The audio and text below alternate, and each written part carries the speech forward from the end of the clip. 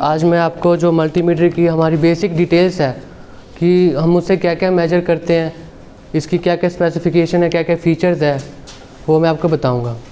तो जो मल्टीमीटर हमारा ये एक डिजिटल मल्टीमीटर है, ठीक है। पहले एनालॉग मल्टीमीटर्स आते थे, उसमें एक सुई होती थी और इसमें क्या एक डिजिटल डिस्प्ले आता है, उसमें मेजर करते हैं। तो हर मल्टीमीटर की एक रेंज होती है, हम मैक्सिमम कितनी वोल्टेज इसे मेजर कर सकते हैं या कितना करंट मेजर कर सकते हैं। तो जैसे इसमें जो है वो मैक्सिमम जो वोल्टेज है वो डीसी जो है वो 1000 वोल्टेज तक है, इसमें लिखा भी है। और जो इसका मैक्सिमम डीसी करंट है वो 10 एम्पियर तक ही है, क्योंकि इसके अंदर जो शंट रजिस्टर होगा वो उसी लिमिट के लिए इस हिसाब से बनाया होगा कि वो 10 एम्पियर तक मतलब कि अपने आप से सहन कर सकता है। और जो इसकी वोल्टेज होती है वो जो इसकी प्रोब्स में इंसुलेशन होती है उस पर भी डिपेंड करती है। जैसे आप हाई वोल्टेज का मल्टीमीटर लेंगे तो उसकी जो प्रोब्स की ये जो इंसुलेशन होगी ना काफ़ी थिक होगी। अब जैसे ये है इसकी शायद एक है और एक इसकी नहीं है, काफ़ी पतली है। तो जैसे इसमें हम लिखा हुआ है कि 10 एम्पियर मैक्सिमम डीसी करंट हम मेजर कर सकते हैं। तो अगर हम प्रॉपर प्रोब नहीं लेंगे तो पिघल के ख़राब हो जाएगी। तो इसमें क्या क्या फ़ीचर्स है मैं बताता हूँ। पहला फ़ीचर हम इसमें डीसी वोल्टेज मेजरमेंट। तो पहले जब हमें वोल्टेज मेजरमेंट करनी होती तो इसके नीचे ये कनेक्टर लगे हुए हैं जिसमें एक सिंबल बना हुआ है यहाँ पे वोल्टेज का और ओम का। मतलब कि जब हमें वोल्टेज मेजरमेंट करनी है या रेजिस्टेंस मेजरमेंट करनी है तो हम जो ये रेड प्रोब है वो हम इसे यहाँ कनेक्ट करेंगे। और जो ये ब्लैक वाली है हमारी कॉमन रहेगी, इसमें लिखा है ब्लैक वन कॉमन रहेंगी। तो जब डीसी वोल्टेज मेजरमेंट करनी है तो यहाँ पे बना है डीसी सेक्शन बना है, इसमें बताया हुआ है कि कितनी वोल्टेज तक आपने मापनी है। जैसे कि अगर आपको यहाँ पे पहला है 400 एम लिखा है, मतलब 400 मिलीवोल्ट तक। अगर आपको 1 मिलीवोल्ट से लेकर 400 मिलीवोल्ट तक का मेजरमेंट करना है तो आप इसको यहाँ 400 एम पे लगा के और ये जहाँ भी आपको मेजर करनी है उसके पैरेलल में आपको कनेक्ट करनी है। डीसी है तो अगर आपको डीसी है तो रेड पॉजिटिव पे आपको रेड लगानी है और नेगेटिव पे ब्लैक। अगर आप इसको उल्टा लगा देंगे तो आपको वोल्टेज वो नेगेटिव पे दिखाएगा मल्टीमीटर पे।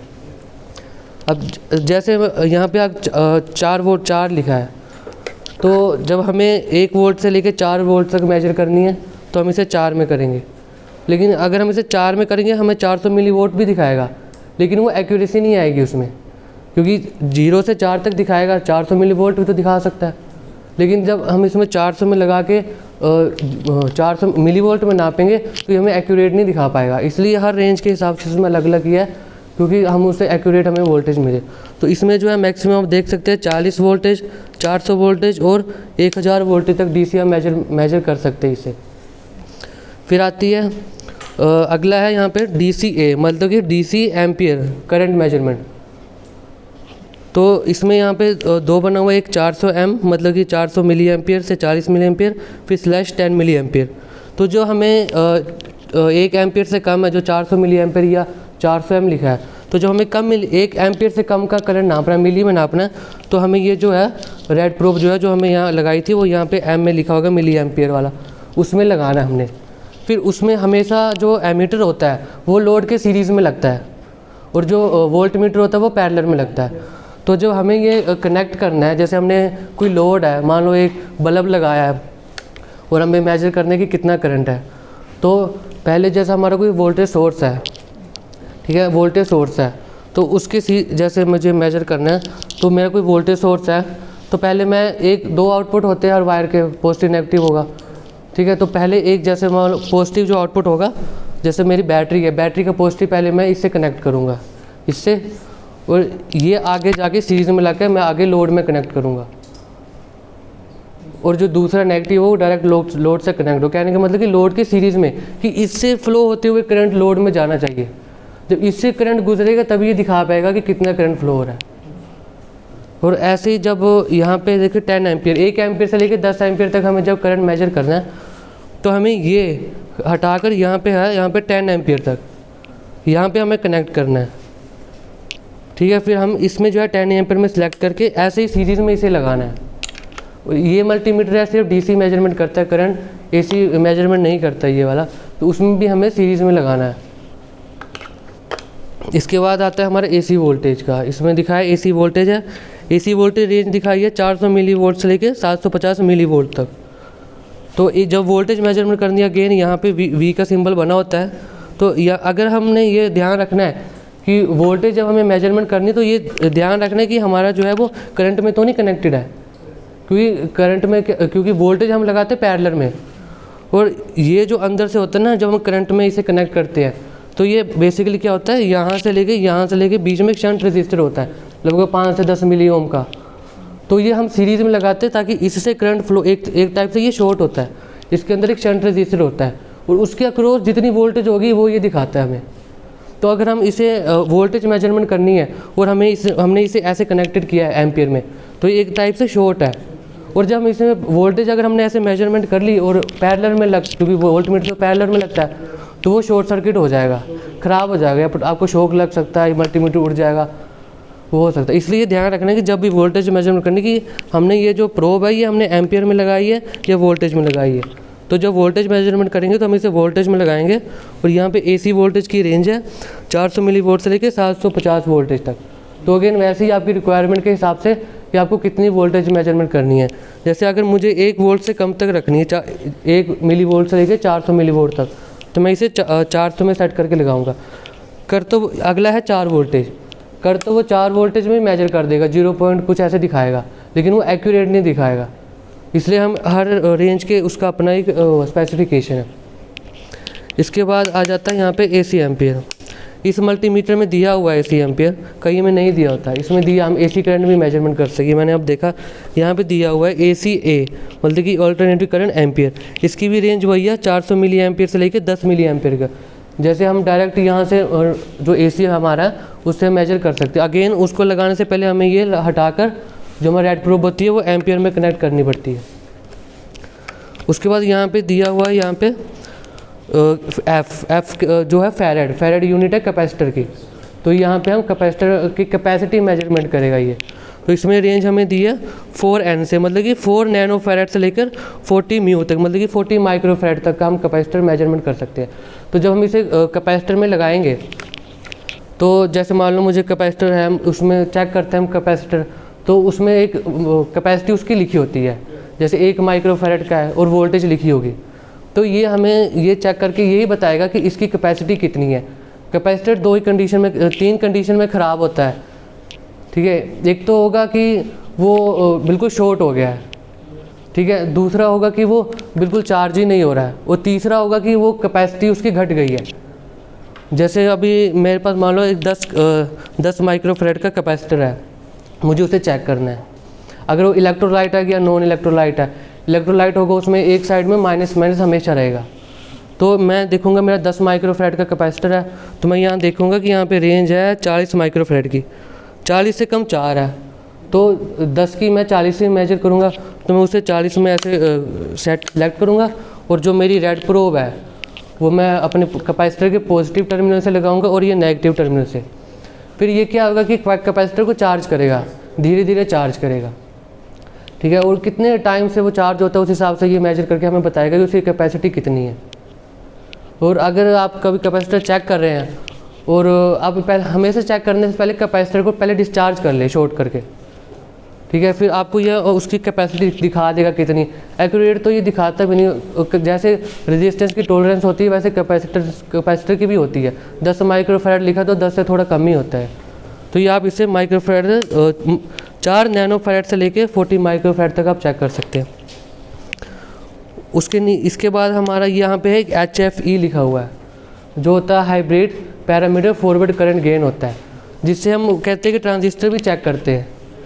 लेकिन ये ट्रांजिस्टर ये नहीं दिखाता कि ट्रांजिस्टर की वर्किंग है या नहीं है, शॉर्ट है कि, ये सिर्फ ट्रांजिस्टर का जो DC करंट गेन है वो मेजर करके दिखाता है। इसमें यहाँ पे टर्मिनल ये लिखा हुआ है NPN PNP, दो इसमें बने हुए कनेक्टर, ठीक है। हर कनेक्टर में देखो नीचे लिखा है EBCE, E emitter, B base, C collector और अगेन C एमीटर। तो जब आपने मान लो कि किसी ट्रांजिस्टर को चेक करना है, जैसे NPN ट्रांजिस्टर है, तो आप उसका जो एमीटर है वो यहाँ कनेक्ट करेंगे, B यहाँ और C यहाँ। अब इससे ये भी देख सकते हैं कि ट्रांजिस्टर मुझे NPN लग रहा है, और अगर आप इस पर लगाएंगे और रीडिंग नहीं दे रहा तो आप देख सकते हैं कि NPN नहीं PNP था, दूसरे में लगा के देख लेंगे, ये आपकी हो सकती है। तो इसके बाद हमारा आता है ये जो है ओम का सिंबल आ गया, जिससे हम रेजिस्टेंस मेजरमेंट करते हैं। इसमें जो रेंज है वो है हमारी, ये बजर 400 ओम से लेकर 400 मेगा ओम तक, ये 400 लिखा है, उससे लेके 400 एम तक, यानी 400 मेगा ओम तक ये मेजरमेंट करते हैं सर जी। रजिस्टर में कोई पॉजिटिव नेगेटिव नहीं होता, आपको जैसे लगाना लगा ले। लेकिन अगर आपको हाई वैल्यू का रजिस्टर चेक करते हैं, ज़्यादातर 10 किलो ओम से लेके उससे ज़्यादा ऊपर, चाहे लो का भी करें, तो आपको ये सजेशन दिया जाता है कि आप रजिस्टर चेक करते वक्त ना उसको हाथ से ना पकड़े, क्योंकि आपकी हाथ की भी क्या होती है, बॉडी की रेजिस्टेंस होती है, तो उसके पैरेलल हो जाता है, तो उसकी वैल्यू में कुछ इफेक्ट पड़ता है। नॉर्मल 1 से 10 ओम तक इतना नहीं पड़ता, लेकिन 100 किलो ओम, 100 से ज़्यादा, तो उसमें आपको वो उसका काफ़ी इफेक्ट पड़ता है और रीडिंग एक्यूरेट नहीं दिखाता। तो आप हमेशा जो भी रजिस्टर चेक करें, आप उसके कहीं रख के उसको ऐसे चेक करें, उसके आपको वैल्यू दिखा देगा। उसके बाद ये आता है डायोड मोड पे, जिससे हम डायोड चेक करते हैं। तो इसमें जैसे डायोड का सिंबल बना है, वैसे ही इसमें क्या होगा कि जो इसकी प्रोब होगी, इसमें कुछ वोल्टेज आएगी, सप्लाई में कुछ वोल्टेज आएगी, इस पर पॉजिटिव आएगी, इसके नेगेटिव। तो जब हम इससे डायोड हम इसे चेक कर सकते हैं कि एक तो देख सकते हैं डायोड शॉर्ट है कि नहीं। जब हम डायोड में लगाएंगे, फॉरवर्ड एनोड और कैथोड होता है ना डायोड का, तो जब डायोड के हम चेक करेंगे तो पहले हम उसके फॉरवर्ड में रेड लगाएंगे और नेगेटिव में ये ब्लैक लगाएंगे।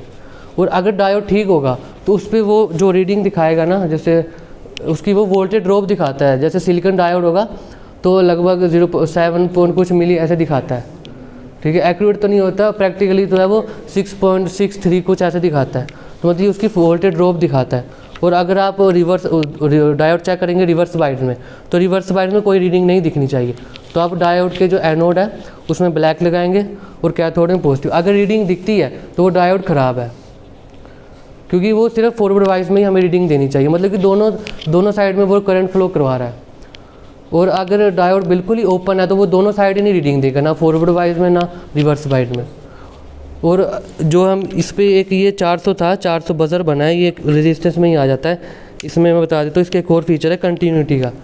इसमें हम 1 से लेकर 400 ओम तक का जो भी रेजिस्टेंस है वो मेजर करते हैं, लेकिन इससे के कंडक्टिविटी भी मेजर करते हैं। मतलब कोई भी कंडक्टर है, तार है जो जुड़ी है, उसकी रजिस्टर अंडर 400 ओम तक है, तो वो इसको बजर बजता है, वो मतलब दिखाता है ठीक है, कंटिन्यूटी है।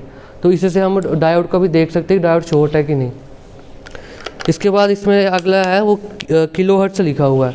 अब हर्ट्ज किलो हर्ट्ज लिखा तो फ्रिक्वेंसी मेजरमेंट करेगा।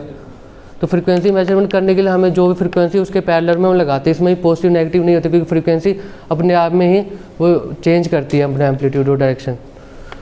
उसके बाद ये लॉजिक है। ये लॉजिक जो हम डिजिटल सर्किट में हम लॉजिक इनपुट देते हैं, जो क्लॉक सिग्नल देते हैं, जैसे पॉजिटिव क्लॉक होती है, नेगेटिव क्लॉक होती है, हम किसी को हाई देते लो देते हैं, तो वो हम इससे मेजरमेंट करते हैं। इसमें दिखाता है हमें कि पॉजिटिव है कि नेगेटिव, तो नंबर दिखाता है 1 0। अब इसमें चल नहीं रहा है। फिर बस यही लास्ट था। इसके बाद यही है डीसी का, वही रिपीट हो गया है।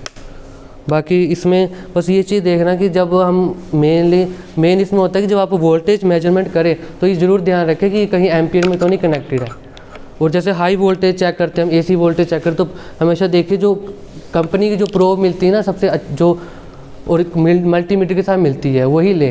कुछ चाइनीज़ मल्टीमीटर होते हैं, उनकी जो एक तो वायर के अंदर कंडक्टर बहुत पतला होता है, तो जब आप करंट मेजरमेंट करते हैं, लिखा तो 10 एम्पियर होता है कहीं में, लेकिन 1-2 एम्पियर में भी वो गल जाती तार। और जब हम हाई वोल्टेज मेजरमेंट करते हैं तो कहीं का इंसुलेशन मटेरियल अच्छा नहीं, तो शॉक लगने का खतरा होता है। तो ये कुछ चीज़ें होती हैं। बाकी इन्हीं से आप जितना प्रैक्टिस करेंगे, अब अपने आप में कुछ अपने आप ढूंढते हैं कि अच्छा ऐसे ये चीज़ ऐसे भी ठीक चेक हो सकती है, ऐसे भी। जैसे मैंने अपने एक्सपीरियंस से चीज़ें कर करके ऐसे जाना, तो कुछ कंपोनेंट का थ्योरिकल नहीं होता कि ये कंपोनेंट कैसे चेक करने, वो आप एक्सपीरियंस है कि ये कंपोनेंट था, ये ऐसे चेक हुआ, ये ख़राब आ रहा है, दूसरी बार भी वैसे होगा।